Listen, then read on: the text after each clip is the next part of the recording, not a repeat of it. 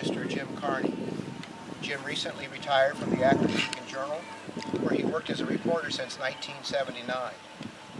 And while working at the Beacon, he covered local communities, county government, religion and veteran, and military affairs. Over the years, he has interviewed and shared dozens of stories about active military personnel and veterans. And he has shared the heartbreaking stories of those who lost loved ones, meeting with families in their early days of grief to share their stories of loved ones killed or missing in action. Please join me in welcoming Mr. Jim Carney.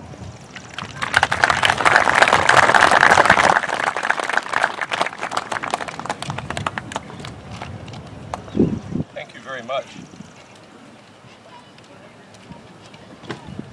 September 11th, 2001 was the day I began to understand the meaning of Memorial Day. That morning I was one of a few reporters working inside the newsroom at the Beacon Journal when the first plane struck the World Trade Center. After the second plane struck the second tower, and it was clear that what had happened was a terrorist attack on America, my editor asked me, find Pearl Harbor survivors to get their reactions to what just happened. This is the morning of the attack. One of those men, Gary Rossi, then 80 years old of Talmadge, who was at Schofield Barracks on December 7, 1941, told me this that day. Pearl Harbor changed the whole world, and I had the same feeling now that the world will never be the same. From that moment on, my work life began to focus on military stories related to September 11th. Over nearly 13 years, I wrote stories about 40 men and women, military personnel who were killed in Iraq or Afghanistan. I met their families. In many cases, I became friends with their families. This is how it worked. I rang the doorbells of the homes of these men and women. I sat on the couches in the homes of these fathers and mothers, brothers, sisters, and heard them speak of the sacrifice their fallen child, their fallen brother and sister had just made. I heard them cry. I heard them talk of the pride that they had in their son or daughter for answering the call and for making the ultimate sacrifice. I saw them in the early hours of their grief struggle with the loss and try to make sense of the new world they had just entered. Even though I am not a veteran, I had some personal knowledge of the meaning of the day. My uncle Ralph Slate, a ball turret gunner on a B-17, was killed in action after completing a bombing mission over Germany during World War II in February 1944. The entire 10-man crew was killed. I was born 5 years after he died and never knew him. My mother spoke of him quietly and with reverence. But it was not until my experiences with the newest generation of Gold Star families that the meaning of the sacrifice that had been made hit home. Here are a few images of what I saw that gave me a clear understanding of the meaning of this day, a day to remember and memorialize those who have died in the service of their country. When the first Akron service member was killed in Iraq, Marine Corporal Andrew Brownfield, his funeral service became a way for the public to show their respect. Along South Main Street, from Portage Lakes to Holy Cross Cemetery, hundreds upon hundreds of men and women, even school children, stood in silence as his funeral procession passed. At a cemetery in Streetsboro, after the burial and military service of Army Corporal Jason Hernandez, who was killed on his 21st birthday in Iraq, many of his friends, overcome with grief, sat in the grass and sobbed. His father, John Hernandez, kissed the casket of his son and said these words, "Love your kids, that is all I can say."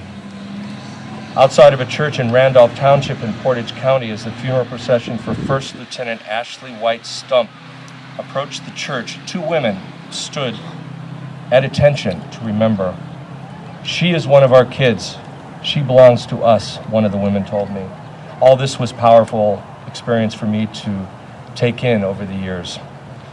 During her funeral service, Colonel Mark O'Donnell, Deputy Commander of the 75th Ranger Regiment, quoted Winston Churchill, "Never in the field of human conflict was so much owed by so many to so few." Then he added, Almost 70 years later, those words ring true. I witnessed 3 burials at Arlington National Cemetery of 3 servicemen killed in action.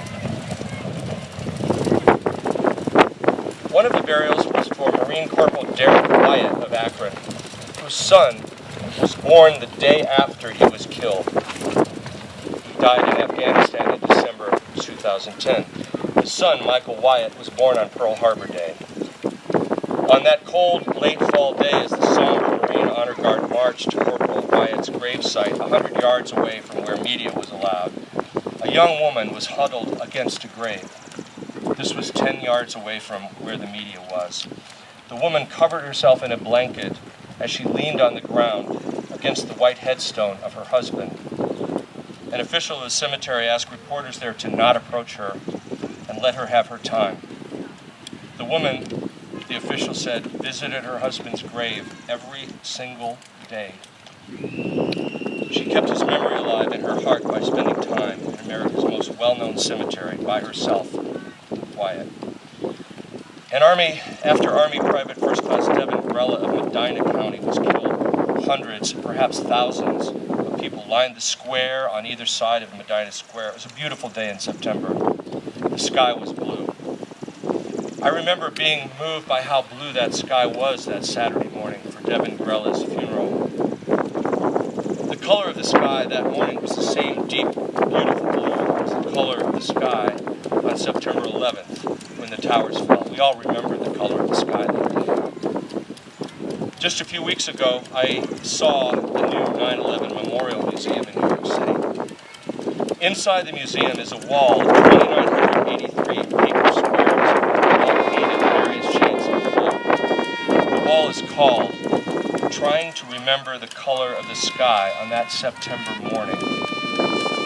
Each square represents someone who was killed on that day 13 years ago. On the wall with a beautiful piece of art are the words of the Roman poet Virgil. "No day shall erase you from the memory of time." Such powerful words, and words to be spoken on Memorial Day. Let me repeat them. No day shall erase you from the memory of time. And so we remember those who have fallen on this Memorial Day. We remember the color of the sky, the color of their eyes, the color of the flag, and we remember the enormity of their sacrifice. Thank you. God bless America.